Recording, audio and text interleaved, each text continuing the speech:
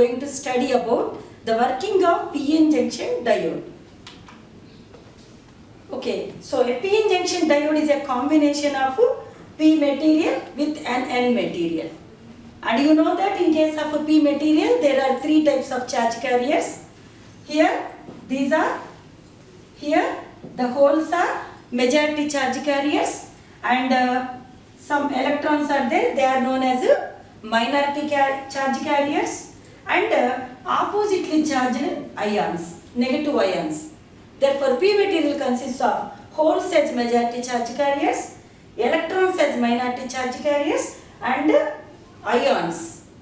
Then coming to the N-type material, here also the electrons are majority charge carriers and very less number of minority charge carriers and oppositely charged ions.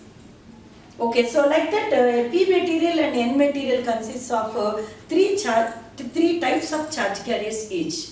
When this type of P and N materials are joined together, it will form a PN junction diode. Junction means this one. A strong junction will be formed here. Okay, so the junction is in such a way that it will stop further moving of the holes and electrons in the opposite directions. So if you see the structure of construction of a PN junction diode, P side negative ion distribution, N side positive ion distribution is there, it will form a barrier. So the barrier is for germanium it is 0.3 volts and for silicon it is 0.7 volts. There we can explain the operation in three ways. The first one is when there is no bias given to that. That means just a P material, N material with no supply.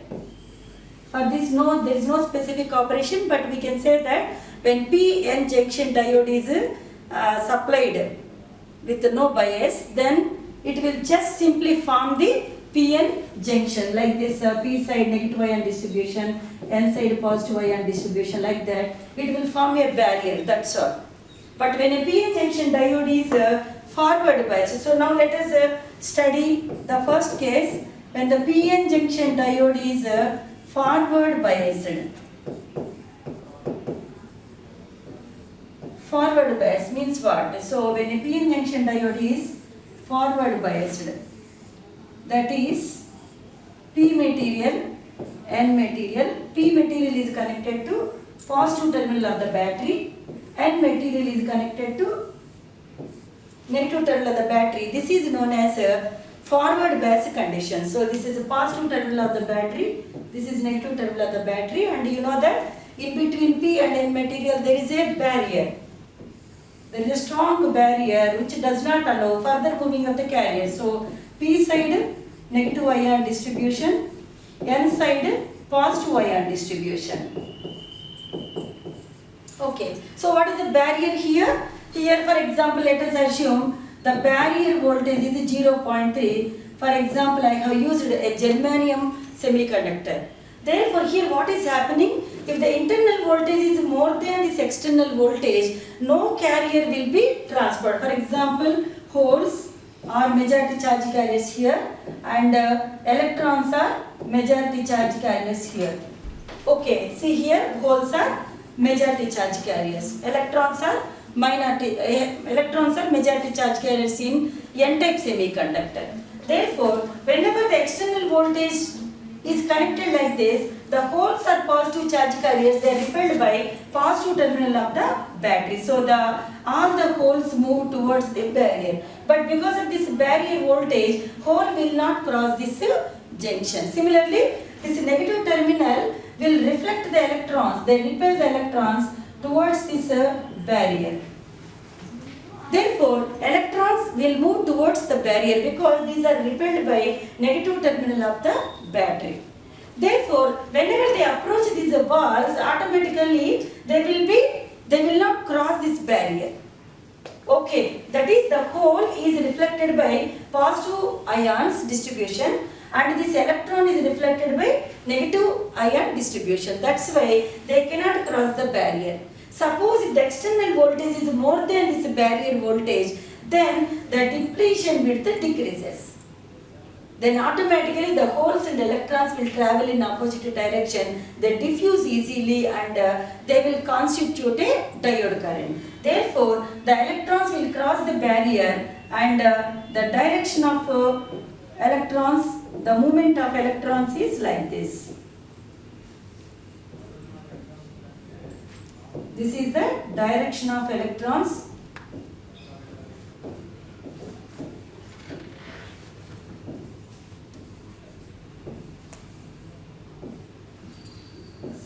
Like this, the electrons will come out of the construction and they will constitute an electronic current. Therefore, the current in the external wires is due to electrons only. So, suppose if you connect any fluorescent bulb here, the electrons will pass through the bulb and it will glow.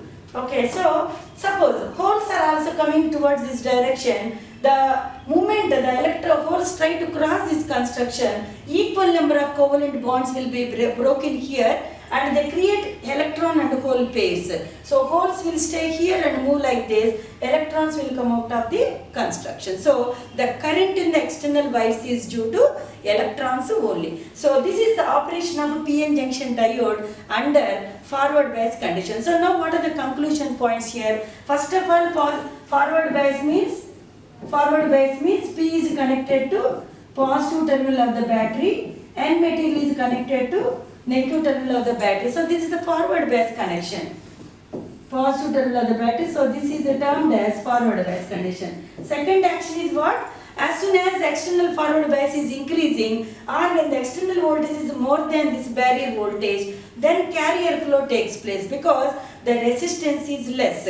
So whenever the depletion width decreases, resistance also decreases. Therefore, first of all, the depletion width decreases. Therefore, the resistance to the flow of carriers also decreases. According to Ohm's law, whenever there is a low resistance path, there is a high current. Therefore, most of the current will flow through the external wires because the resistance decreases. Therefore, the third point is diode current or diode forward current increases. Okay, so when this current increases, after this, whenever it dominates this internal barrier voltage. So in the characteristics, you will understand how this diode current flows after certain after certain breakage of this voltage. Okay, then let us move to the operation of a PN junction diode under a reverse bias condition. See this one. Here the P material is connected to negative terminal of the battery, N material is connected to positive terminal of the battery. So this type of connection is known as a reverse bias operation. So that's why reverse biased PN junction diode. So here what is the working of the diode? The holes are positive charge carriers. Here there is a negative terminal of the battery. Therefore, each and every time the holes move, here the holes are attracted towards the negative terminal of the battery. Therefore, the holes try to move towards the negative terminal of the battery. Similarly, the electrons are attracted towards the positive terminal of the battery. The direction of electrons is like this. So, what is happening here? As the holes and electrons are moving away from this barrier, the barrier width increases. Why? Because for every hole movement, it leaves a negative ion behind. Similarly, for every electron movement towards this side, they leave a positive ion. Because the ions are immobile, that's why they will stay back there. Therefore, as the holes and electrons are moving away from the junction, they create a more number of negative and positive ion distributions on both sides. Therefore, the depletion width increases. So, what is observation here? In case of a reverse bias condition, the holes and electrons are moved away from the barrier so that they leave oppositely charged ions. So, the depletion width increases. Then where is the chance of getting current in the reverse biased junction? So, practically due to majority charge carriers there is no current, but the minority charge carriers takes part. For example, what are the minority carriers? In p-type material, see here, these are electrons or minority charge carriers. In case of n-type material, the minority charge carriers are holes. See here, this is one minority charge carrier, this is one minority charge carrier. Therefore, in reverse bias condition, as soon as you are increasing the reverse bias, the minority charge carriers attain kinetic energy. What is kinetic energy? Kinetic energy is equal to half mv square. V is the velocity. Therefore, the square of the velocity, it gives more kinetic energy to the minority charge carrier. Therefore, the minority charge carriers electrons, they attain high kinetic energy, and here there is a repulsion because this is a negative terminal and this is negative charge carrier. Therefore, the electrons, therefore, here in case of PN junction diode under reverse bias condition, the current is due to minority charge carriers. Therefore, the minority charge carriers are here. They will move. The minority charge carriers move towards the barrier and they can easily cross the barrier because they attain high kinetic energy. The kinetic energy is half mv square. Therefore, they can easily cross the barrier even though the depletion width is so wide. Here also there is one minority charge carrier. It can easily cross the barrier. Similarly, the holes are minority charge carriers in the N material. The holes are reflected by or repelled by the positive terminal of the battery. Therefore, hole can also easily cross the barrier. Therefore, now the direction of current is from P side to N side. So, the electrons will come out of this material.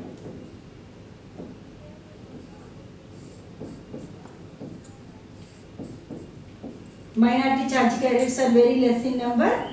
Therefore, minority current is also very less. That's why when a PN junction diode is, the minority charge carriers are very less in number. Therefore, the reverse current is very less. Okay, so now we can conclude again. When a PN junction diode is connected in reverse bias, that is, P material is connected to negative terminal of the battery and N material is connected to positive terminal of the battery, this type of connection is known as a reverse bias condition. In reverse bias condition, the holes and electrons are move away from the barrier because of this external battery connection. Therefore, holes are attracted towards the positive terminal of the battery.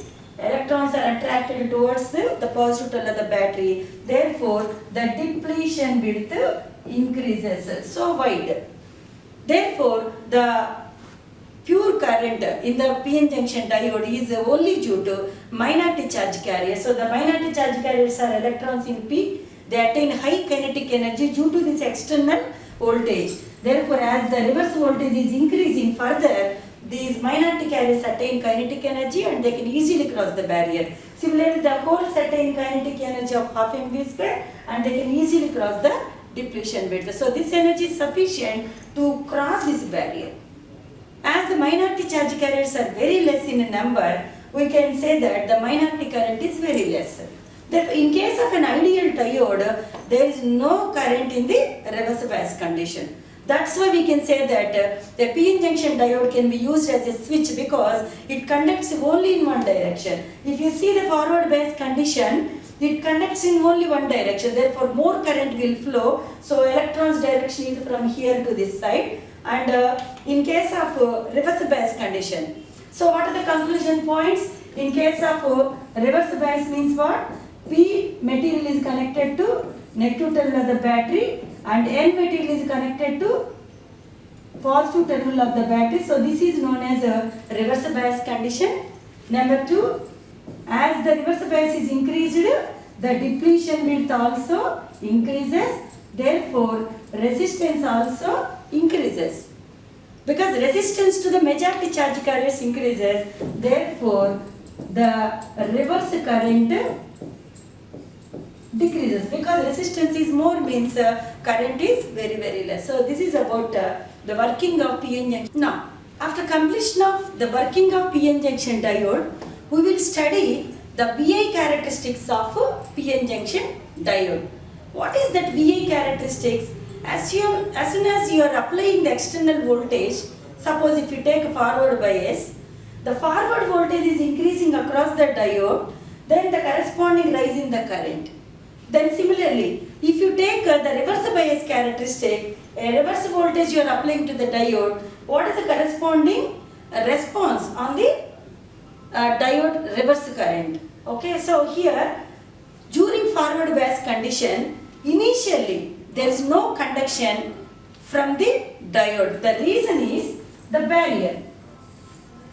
You know that in case of a PN junction diode, if a P battery is connected to positive terminal of the battery and is connected to negative terminal of the battery, a strong barrier is already existing here. It does not allow the immediate conduction of the diode because of this barrier. So how much barrier is there?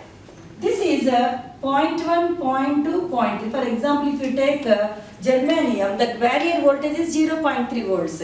Therefore, till 0.3, there is a strong barrier. So even if the external voltage is 0.2, it will not conduct.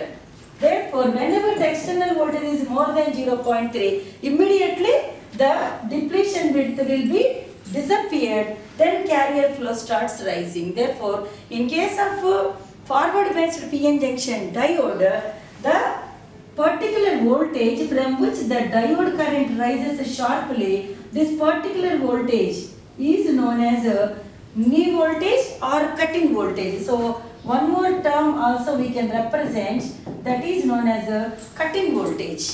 Cutting voltage. Similarly, if you take silicon, its a cutting voltage is 0.6. That is 0.4, 0.5, 0.6 from 0.7. So up to 0.7 there is no proper current. After that it rises very sharply. Therefore this is for germanium and this curve is for silicon. If you see the reverse bias characteristics, initially there is no proper increment in the current because the minority carriers constitute current in reverse bias condition. The current is very less minute because of less number of minority charge carriers. After that it rises very sharply because the kinetic energy is dominating in such a way that it gives more reverse current. So the particular reverse voltage from which the diode reverse current starts rising, that is known as a reverse breakdown voltage, which should not be allowed because it may cause overheating of the component and then finally it will destroy the diode. Therefore, there is a maximum reverse voltage it can bear. So we can call it as a peak inverse voltage. That is the maximum, that is peak inverse reverse voltage a diode can withstand without damage is known as a peak inverse voltage also. So in forward bias condition we will talk about the cutting voltage, and in reverse bias condition we will talk about reverse breakdown voltage or peak inverse voltage. Therefore this current from here to here, that is known as a reverse current. So our reverse saturation current, which is a very important parameter in deciding the capacity of a PN junction diode under reverse bias conditions. See here, this is a small extension of VI characteristics. Here the germanium has 0.3 cutting voltage and silicon 0.7, and if you take one more semiconductor device which is gallium arsenide, its forward voltage or cutting voltage is 1.2 volts. Knee voltage also we can call. In reverse bias condition, see the reverse bias characteristics: germanium, silicon and then gallium arsenide. So in all these cases, this is a reverse saturation current, and here this is the reverse saturation current, and here this is known as a reverse saturation current. And one thing we have to remember, I naught is a temperature dependent. And here temperature dependence on VI characteristics. So here see here at room temperature at 25 degrees centigrade, PN junction diode works effectively. So here from a particular cutting voltage, for example if it is 0.3 volts, the current rises very sharply. Okay. Then during reverse bias condition, This is the reverse saturation current, and when the temperature increases from room temperature 25 to delta T, when the temperature is increased from 25 to some delta T value, then automatically the temperature difference will create the conduction of PN junction diode, early conduction. Therefore, it conducts earlier than the previous one, like the germanium if you take, then the reverse current increases like this. So, there is a specific rating for the incremental value of the reverse current. Therefore, we can conclude in 2 points, especially in reverse bias condition. I0 increases by 7% per degree centigrade. If you take germanium or silicon on an average, we can say that the reverse current increases by 7% per degree centigrade. So that it means that the reverse saturation current strongly depends upon the temperature. If you can take another parameter also, another version also, that is for every 10 degree centigrade rise of temperature, this reverse saturation current or leakage current will be doubled. So these parameters we should not allow, because this will cause excess heating of the semiconductor and finally it will destroy the component. Therefore, the reverse saturation current, there are certain limitations. Thank you.